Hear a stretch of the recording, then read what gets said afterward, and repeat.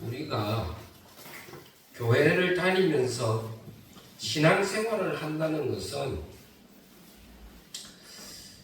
다른 말로 하나님을 믿는 그 믿음으로 살아간다는 건데, 여러분 쉬워요, 어려워요? 어려워요. 많이 어렵죠. 네. 우리가 신앙생활하고 믿음생활하고 이렇게 살아가는 게 쉬운 건 아니에요. 어렵습니다. 왜 그럴까요? 왜 우리가 신앙생활하고 이렇게 믿음생활하는 게 어려웠나? 한번 여러분들 생각해 보신 적 있습니까? 그 이유가 몇 가지가 있어요. 우리가 이 믿음을 가지고 살고 신앙생활 한다는 게 어려운 이유가 있는데, 그 첫 번째가 뭐냐면은 이 가치관의 충돌 때문에 그래요. 가치관의 충돌. 이런 거죠. 세상은 항상 뭘 추구합니까? 성공을 추구하잖아요. 세상은 성공을 추구하죠. 또 물질을 추구하잖아요. 또 어떻습니까? 자기 중심적이잖아요. 세상 사람들 가만히 사는 거 안 보세요. 여기서 벗어나요? 안 벗어나요. 안 믿는 사람들에게 물어보세요. 원하는 게 뭐냐면 다 성공이고 물질적인 풍요고, 그리고 가만히 보면 전부 다 자기 중심적으로 살아가잖아요. 물론 그 중에서는 이웃을 위해서 헌신하고 봉사하며 살아가는 사람들도 있어요. 저희들도 우리 토요일날 무료급식에 보면은 예수 믿는 분들도 와가지고 즐겁게 기쁘게 와서 봉사하고 가시는 분들도 있단 말이에요. 그런 분들은 자기 중심적인 것보다는 좀 희생하려고 사는 분들이 드러들어 있긴 있지만, 한번 생각해 보세요. 그런 사람이 얼마나 많겠어요? 여러분들 주변에 그런 사람이 많아요? 자기 희생하면서 다른 사람을 위해서 시간 내고 봉사하고, 심지어는 또 어떨 때는 물질도 내고 하는 사람이 얼마나 있냐 이거. 근데 이 가치관의 그런 충돌 속에서 우리가 살아가기 때문에 힘들어요. 왜냐? 우리는 믿음 생활한다 그러면, 또 하나님을 믿고 신앙생활 한다 그러면 어떻게 해야 돼요? 겸손해야 되잖아요. 겸손해야 되죠. 또 자기 희생이 있어야 되죠. 우리가 살아가면서 이 믿음생활, 신앙생활 하는 건 다 우리는 자신을 희생하는 삶이에요. 예수 믿는다는 이유로 여러분 희생을 강요당하거나 또 조금만 욕심을 가지면 뭐라 그래요? 저 예수쟁이들 저 욕심만 막 챙긴다 그러고 자기만 챙긴다 그러고. 자기도 그러면서 교회 다니기만 하면 저 교회 다닌다는 것들이 말이지, 이런 소리를 제일 먼저 듣잖아요. 자기도 이기적이면서. 우리는 조금 이기적이면 안 돼요? 우리도 이기적이 될 수 있잖아요. 내도 좀 챙길 수도 있잖아요. 근데 자기네들은 자기 거 챙기고 이기적으로 사는 건 아무 문제가 안 되지만은, 우리 하나님을 믿고 사는 사람들이 조금만 그런 게 보이면 어떻게 돼요? 손가락질 하잖아요. 그러니까 이게 쉬운 게 아니에요. 그래서 그런 오해와 편견으로 우리를 바라볼 때 참 우리는 어때요? 힘들죠. 신앙생활 하는 게 힘들다는 거예요. 두 번째는 뭐냐면은, 내 신앙을 드러내거나 지키는 것이 때로는 사회적으로 불이익이 오고 오해를 불러일으키기도 한다는 거예요. 내 신앙을 드러내거나 내 신앙을 지키는 것에 대해서 불이익이 올 수도 있고 오해를 불러일으키는 수도 있다. 제가 그걸 딱 처음에 최초로 느낀 게 뭔지 아세요? 군에 갔을 때예요. 군에 자대를 배치를 딱 봤는데, 이등병, 송충이 하나 이등병이잖아요. 갔는데 주일날 내가 교회 나간다고 준비하고 교회를 나가니까 고참이 불러요. 왜 부르는지 아세요? 야, 너 쫄따구가 할 일이 많은데 너 어디 가냐고? 아, 저 교회 갑니다. 교회 간다고 난리를 그렇게 치는 거예요. 야, 그러면 네가 교회 가면은 네 할 일 내가 다 해야 되는데 그러면서 막 야단을 치는 거예요. 그러니까 내 신앙을 지키기 위해서 내가 신앙생활을 하려고 그러면은 나한테 이게 오해가 오고 불이익이 오는 거예요. 뭐 저 때만 해도 구타가 뭐 그냥 상습적이었습니까? 저 이발소나 화장실에 데려가고 두드려 패는 거예요. 야 임마, 네가 지금 교회 갈 공분이냐 그런 거죠. 근데 마침 그것을 본 우리 선배 한 분이 교회 다니는 분이 계셔요. 그 저를 구해줬어요. 응? 야 놔둬. 내가 데려갈 테니까 놔두라고. 그래서 그 고참을 따라서 교회를 갔다 왔단 말이에요. 근데 편했겠어요? 나중에 고참 안 보는 데서 또 두드려 맞았어요. 고참이 가자 근데 니 따라가느냐. 야, 참 신앙생활하는 게 그렇게 어렵다. 또 뭐 이제 쫄병 왔다고 자기네들끼리 이제 그 다 핑계죠. 자기네들끼리 말이죠. 환영회 한다고 하면서 전부 다 술자리를 마련해가지고 하는데 뭐 어떻게 하겠어요? 저를 불러갖고 술 먹이는 거예요. 아, 저는 신학생이고 교회 다니는 사람으로서 술을 하고 담배 안 합니다. 야 임마, 그런 게 됐노? 교회 다니는 사람 술하고 담배 잘만 하더라 그러면서 또 두드려 패는 거예요. 그러니까 그런 안부도 아니지만은 그런 뭐 아마 직장 생활에 요즘은 그런 일은 없지만 아마 저하고 나이 또래가 비슷하거나 제 위에 분들은 아마 직장 생활을 했을 때 그런 일이 종종 있었어요. 신입사원 환영회 한다고 그러고 다 옛날에는 술자리가 얼마나 많았습니까? 왜 그런 데서 뭐 술 억지로 먹이고. 대학교 때도 마찬가지죠. 대학교 때를 가면은 신입생 환영회 한다고 MT 가고 끌고 가고 뭐 죽도록 술을 먹이고, 그러고 실제로 술을 먹고 죽은 애들도 가끔 신문에 났잖아요. 그러니까 내가 내 신앙을 지키기 위해서 이렇게 하다 보면은 나도 모르게 이런 불이익들이 온단 말이에요. 조금 그러면은 지금 예수쟁이들 말이죠. 그러니까 이런 문제들로 인해서 사실 우리가 신앙생활 한다는 것은 사실은 조금 편하지는 않아요. 특히 뭐 저희가 교회 생활을 하니까 모르지만 여러분들이 아마 직장에 나가서 직장 생활을 하거나 하면은 때로는 그런 어떤 충돌들이 있기 마련입니다. 있기 마련입니다. 그러니까 얼마나 힘들겠어요.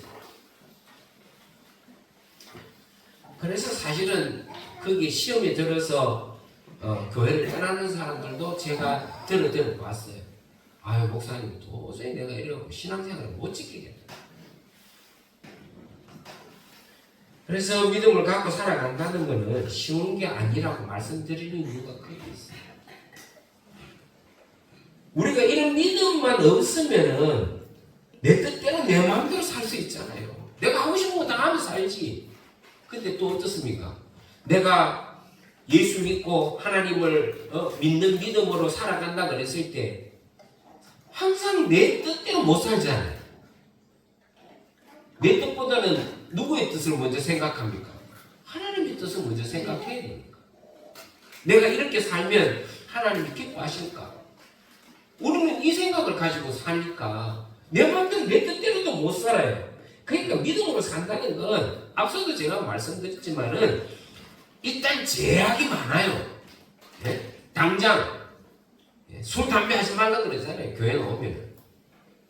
근데 내 친구들은 교회 나와서 술, 담배 하지 말라 그러니까 가톨릭을 간 친구들도 있어요. 가톨릭에서는 술, 담배 뭐 제약을 안 하니까. 그러니까 이게 참 쉽지 않다는 거예요. 그래서 세상과 충돌하는 일들이 여기저기 있어요. 과거 하나님을 믿지 않았을 때는 혹은 믿음이 없을 때는 내 마음대로 내 뜻대로 살았지만은 하나님을 믿으면 일단 하나님의 뜻을 살펴야 되는 거예요. 하나님이 좋아하실지 싫어하실지를 살피게 된다는 거예요. 우리가 믿음을 조금만 가지고 생활한다 그러면은 그건 필수잖아요. 그래도 뭐 이 정도만 되면은 믿음이 있다고 봐도 무방해요. 아, 하나님이 싫어할까, 좋아할까. 이 정도만 생각해도 이 사람은 믿음이 있는 거예요. 근데 교회를 다니고 신앙생활을 한다고 하면서도 이렇게 하면 하나님이 좋아하실지 싫어하실지 살피지 못하면은 이건 제대로 믿는 게 아니에요. 하나님을 생각하지 아니하고 하나님의 뜻을 살피지 않은 것은 이 신앙생활을 제대로 한다고 볼 수가 없어요. 그래서 정말 좋은 믿음의 사람이라면은 항상 하나님의 편에서 하나님을 먼저 생각하고 사는 사람이라고 보면 정확해요. 그래서 여러분들도 살아가실 때에 어렵고 힘들겠지만 항상 이 생각을 먼저 하셔야 돼요. 하나님을 먼저 생각하시라. 그건 우리가 믿는 사람으로서 당연한 거예요. 이게 내가 이렇게 살 때, 이렇게 생각할 때, 이렇게 말하고 행동할 때 하나님이 기뻐하실까? 싫어하실까? 그게 가장 기본인데 그것마저도 생각을 안 하고 살아간다면 그건 신앙생활 할 아무런 의미가 없는 거예요. 그래서 이 기본을 여러분들이 항상 잊지 말고 살아가셔야 돼요. 그래서 제가 아직까지도 젊었을 때 20대 때 읽었던 책 중에서 책 제목이 예수님이라면은 어떻게 하실까 하는 그 책을 참 읽었는데 정말 그 명작이에요. 여러분들이 꼭 한번 읽어보셨으면 좋겠어요. 우리가 살아가는 데 있어서 살아갈 때에 기준점이 될 수 있어요. 예수님이라면은 이럴 때 어떻게 했을까? 그거 하나만 생각하면 여러분 우리는 믿음이 온전해질 수 있어요. 한번 생각해 보세요. 여러분 우리가 부모와 자식이 있죠. 그런데 평균적으로 자식이라 그러면 부모를 생각해서 부모님이 싫어하는 것을 조심하겠죠. 그렇지 않겠어요? 여러분들 자녀가 있는데 자녀들이 부모를 의식하면서 내가 밖에서 어떤 은행을 하거나 살아갈 때 아, 내가 이렇게 하면은 우리 부모님에게 욕이 되겠다. 아, 이거 우리 부모님이 싫어하실 텐데. 이거는 자식으로서 기본적인 생각 아니겠어요? 내가 좋아하는 게 있어도 부모님이 싫어하는 일이라면은 우리는 어떻게 해요? 다시 한번 생각하잖아요. 그게 당연한 거죠. 근데 거기에서 더 나아가서 진짜 효자는 어떤 사람이 효자입니까? 부모님의 뜻대로 부모님의 마음을 아프지 않게 하기 위해서 자기를 절제하고 심지어 부모님이 기뻐하시는 일을 하게 되는 사람을 효자라고 말할 수 있잖아요. 부모님의 마음을 헤아릴 줄 아는 자, 그 자식이 효자죠. 그래서 효자는 부모님의 걱정거리를 만들지 않아요. 항상 부모님을 기쁘시게 하잖아요. 신앙생활도 똑같아요. 우리가 하나님을 믿는 일에도 똑같아요. 저도 목사지만은 이 교회를 이끌어갈 때 항상 뭔가를 할 때는 이 생각부터 가장 먼저 이게 판단의 기준이에요. 제 판단의 기준. 그게 뭔지 아세요? 아, 이렇게 하면 하나님이 기쁘시게 할까? 안 할까요?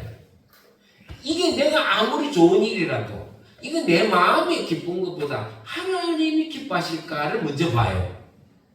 그리고 행동해요. 근데 한 번도 그래가지고 실패해 본 적이 없어요. 여러분은 어떠세요? 여러분들은 어떤 생각을 하거나 어떤 행동을 할 때 이게 하나님이 진짜 기뻐하시는 일일까라고 한번 생각해 보신 적이 있어요?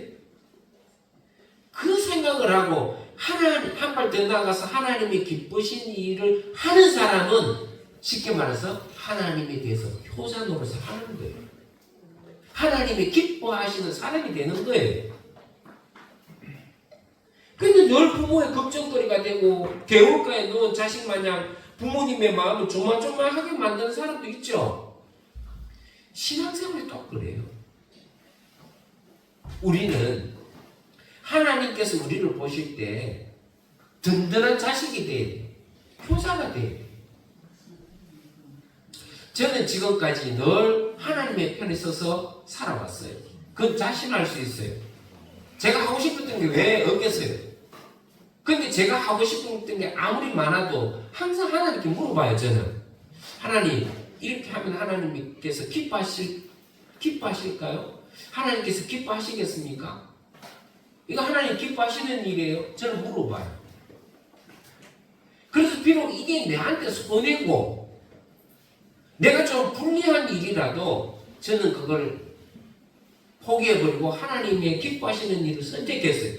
그랬더니 지금까지 한 번도 손해보는 일, 내가 실패본 일은 없었던 것 같아요. 그건 자신있게 얘기할 수 있어요. 왜냐? 그렇게 사니까 하나님이 한 번도 저를 실망시키진 않아요. 오히려 더 기쁘게 만들어 주시잖아요. 그 여러분들도 신앙생활 할 때 그 기준을 삼고 한번 살아보세요. 내가 먼저가 아니라 하나님 우선으로 생각하고 한번 살아보세요. 처음엔 힘들어요. 쉽지 않아요.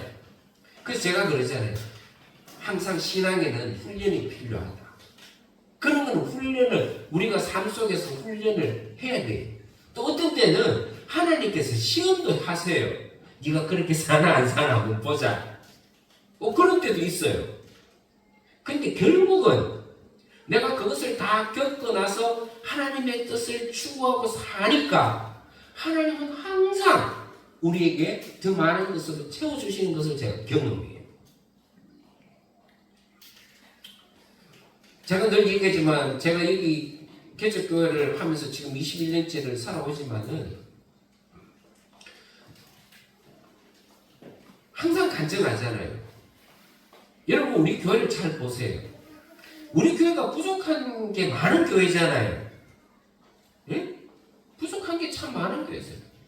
뭐 10년, 20년 전에는 됐죠. 여러분들이 지금은 이렇게 앉아 계시지만 처음에 우리 가족만 시작했단 말이에요. 너무 부족한 게 많았어요. 힘든 게 한두 가지가 아니었어요. 근데 그럼에도 불구하고 제 신념이 하나 있었어요. 하나님을 기쁘시게 하는 교회가 되자. 하나님이 원하시는 교회가 되자. 내가 좋아가지고 막 우리 교회 부흥되면 내가 좋고 그게 아니라 뭐 교회 부흥되고 좋죠. 그러나 교회 부흥이 내 기쁨이 돼서는 안 되잖아요. 하나님이 기쁨이 돼요. 그래서 제가 먼저 하나님이 기뻐하시는 일을 많이 하자고 생각했어요. 그 일 중에서 하는 일들이 지금 우리 교회가 뭐 토요일날 무료급식도 하고 학사관도 하고 다 이게 교회 가는 거 뭐 돈도 없는데 제가 그런 얘기 너무 많이 들었어요. 우리 지금 주부에도 나왔지만 우리 제3세계에다가 뭐 아이들 장학금 보내고 자활사 한다 그런 거 소 사서 보내고 카페 만들어주고 지난 주간에도 우리 친구가 지금 우리 뭐 캄보디아 우리 지금 여기 그 같이 함께 협력 사역하고 있는 이 캄보디아의 이용호 선교사가 제 동기예요. 입학 동기. 친해해요. 그래서 이 믿을 수 있는 친구분이에요. 목사예요. 이 선교사로 지금 캄보디아에 가 있는데 아니 말이죠. 그 교회를 한 7개를 개척했어요. 캄보디아에. 그 개척했는데 거기서 열심히 가르쳤던 사람들 잘 신앙훈련 시켜가지고 그 현지인들 중에서 신학교도 졸업하고 신대원도 졸업하고 그래서 전도사로 있다가 목사 안수를 이번에 받았다고 그렇게 SNS에 글을 올려놨더라고요. 근데 내 마음에 감동이 오는 거예요. 네? 그게 얼마나 힘든 일입니까? 여러분 캄보디아는 불교 국가예요. 근데 그 불교 국가에서 그 어려운데 맨 땅에 그 친구도 저하고 비슷하게 거기 갔어요. 제가 여기 개척할 때 그 친구는 캄보디아 갔더라고. 근데 거기서 맨 땅에 아무 언어도 안 되죠. 뭐 아무것도 없는 데서 거기서 개척을 했는데 선교를 시작했는데 7개의 교회를 세운 거예요. 근데 거기서 목사가 3명이나 나왔어요. 목사 안수를 받았다고. 내 마음이 너무너무 기쁜 거예요. 근데 내가 그냥 아이고 잘했네 기쁘네 이렇게 마음만 먹고 있어갖고는 안 되겠더라고요. 근데 갑자기 하나님께서 야, 너 그냥 기쁘게만 할 거냐? 격려 좀 하지. 근데 마침 그 주에 또 우리 집사님이 감사헌금을 100만 원, 105만 원을 했더라고요. 목사님 감사헌금 드립니다. 근데 그거 문자 보내버렸어요. 그 친구 선교사님한테 이 목사 고생했다. 진짜 고생했다. 응? 그 목사 된 사람들, 그 현지 목사 된 사람들에게 좀 이렇게 물질로라도 격려 좀 해주라고. 니도 수고했다. 니도 좀 쓰고 그 목사님들한테 여러분 우리는 100만 원이 그렇게 한 달에 우리 생활비도 잘 안 되고 어려운 분들은 모르겠지만 100만 원 갖고 생활하기는 어렵죠. 거기는요 100만 원 같은 거 엄청 큰 돈이에요. 왜냐하면 한 달에 20만 원을 벌기 힘들거든. 내가 그 목사님들 그동안에 고생했으니까 목사 안수 받은 축하금으로 보낸다고 100만 원 보냈더니 이 친구가 전화가 야 너도 어려운데 야 너도 돈 쓸 일이 많은데 너도 힘든데 뭐 우리까지 챙기냐고. 아니다. 내가 이 기쁜 소식을 듣고 내가 어떻게 가만히 있냐. 우리가 지금 부족한 건 있지만 그래도 이거는 무슨 하나님이 기뻐하시는 일을 우리 쓰는 거예요. 여러분 우리 다 그래왔잖아요 지금까지. 여러분 어디 사건 나고 어디 어렵다 그러면 여러분 우리 헌금 다 한 주 헌금 하자 그래서 헌금 그대로 다 보내버리죠. 왜 그래요? 항상 기준은 우리가 어떻게 하나님을 기쁘시게 하실까? 예? 우리가 어떻게 하면 하나님을 기쁘시게 하고 하나님이 원하시는 일을 할까? 그 기준이 있으니까 하는 거예요. 근데 여러분 그렇게 한다고 우리가 못 살아요? 살아요. 다 하나님께서 채워주시는 걸 저는 계속 경험해요. 그러니까 이렇게 물질을 흘려보내도 아깝지는 않은 거예요. 왜요? 하나님께서 채워주시는 걸 우리가 한두 번 경험했어요. 그래서 우리 교회 벌써 문 닫고 나갔어야 돼요. 왜요? 저도 지금 사람이도 못 봤는데 이런 처지에 있는데 여러분 그러니까 그런 얘기를 이렇게 하면은요, 야 너가 교회 네 사람이도 니는 못 받으면서 뭐 그런 일을 하느냐고. 내가 그런 소리 많이 들었거든요. 어떻게 보면은 그런 사람들한테 제가 허세로 보일지는 모르지만 저는 분명해요. 내가 왜 목사를 하고 내가 왜 이 하나님의 교회를 내가 목회를 합니까? 이유는 한 가지예요. 하나님을 기뻐하시기 위해서. 한 분이라도 우리 교회에서 하나님을 알고 하나님께 예배하고 예수 믿고 구원받는 거 그거 얼마나 기쁜 일이에요. 그것 때문에 하는 거예요.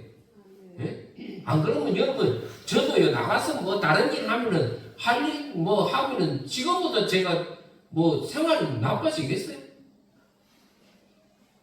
그러나 내가 하나님을 위해서 우리 교회가 하나님을 위해서 먼저 해야 될 게 뭐냐? 그게 기준이 분명해요. 그러니까 조금은 처음에는 어려워요. 그 기준대로 살기가 쉽지는 않단 말이에요. 그러나 그렇게 살다 보면 하나님께서 살아계시는구나. 하나님께서 지금도 살아 역사하시는구나 하는 것을 우리가 삶 속에서 경험하게 되면은 자동적으로 믿음이 생겨요. 예. 맨날 머리로만 생각하지 말고. 그러면 성경책 읽어도 여러분 이거 성경책 읽어도 눈으로 읽으면 아무 소용이 없어요. 여러분 오병이의 기적이 왜 일어나는지 아세요? 그 꼬마 아이가 자기가 먹을 양식을 먼저 내놨기 때문에 오병이의 기적이 일어나는 거예요. 이거 내 먹을 건데 내 도시락인데 내가 왜 내놓느냐고. 그런 희생이 없으면 오병이의 기적이 일어났겠어요? 못 일어나는 거예요. 그런데 그 오병이의 기적이 성경에만 있는 얘기가 아니다. 그러니까 여러분들도 너무 욕심을 가지고 그렇게 할 필요 없어요. 내가 없으면 없는 대로, 있으면 있는 대로. 항상 하나님이 원하시고 기뻐하시는 일에 내가 쓰임 받으면 하나님께서 더 좋은 것으로 채워주시다라는 거예요.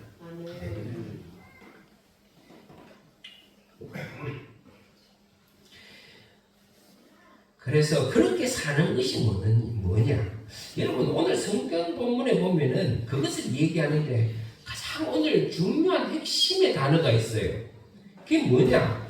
여러분 여기 보면은 우리 같이 한번 찾아볼까요? 디모데후서 6장 11절에 보면은 우리가 이 말씀을 주목해야 돼요. 11절 첫 마디가 뭐예요? 오직 너 하나님의 사람. 오직 너 하나님의 사람. 여러분 우리는 하나님의 사람이에요. 하나님의 사람이에요. 하나님의 사람으로서 어떻게 살아야 되는가? 그걸 강조하는 내용이에요. 디모데에게 너는 하나님의 사람이야. 내 사람이 아니야. 너는 하나님의 사람이야. 그 하나님의 사람으로서 어떻게 살아야 되는가 하는 것을 여기에 기록한 거예요. 그래서 하나님의 사람으로서 어떻게 살아야 한다는 것을 지금 계속 강조해요. 그걸 우리가 흔히 교회 용어로 믿음의 선한 싸움이라고 하는 거예요. 믿음의 선한 싸움이 뭐예요? 하나님의 사람으로서 이 세상에서 살아가는 걸 얘기하는 거예요. 왜? 아까 전에 제가 얘기했잖아요. 우리가 신앙인으로서 이 세상을 살아가는 게 쉽지 않다 이거예요. 네? 쉽지 않다. 근데 그 쉽지 않은 삶을 살아가는 게 믿음의 선한 싸움이라는 거예요. 좀 살벌하지만은 이거 다른 말로도 하는 게 있어요. 믿음의 선한 싸움, 영적 전쟁이라고 그래요. 영적 전쟁. 네? 전쟁이라는 게 좀 살벌하잖아요. 그러나 그게 영적, 이 말은 우리가 그만큼 믿는 사람으로 살아가는 게 쉽지 않다라는 거예요. 그래서 믿음으로 산다는 것은 그만큼 힘든 싸움을 싸우는 것 같다. 그런 힘든 싸움을 사는 게 믿음을 가진 사람으로서 살아가야 될 모습이기 때문에 신앙생활이 너무 높지 않은 거예요. 그래도 해야 되는 거예요. 그래도.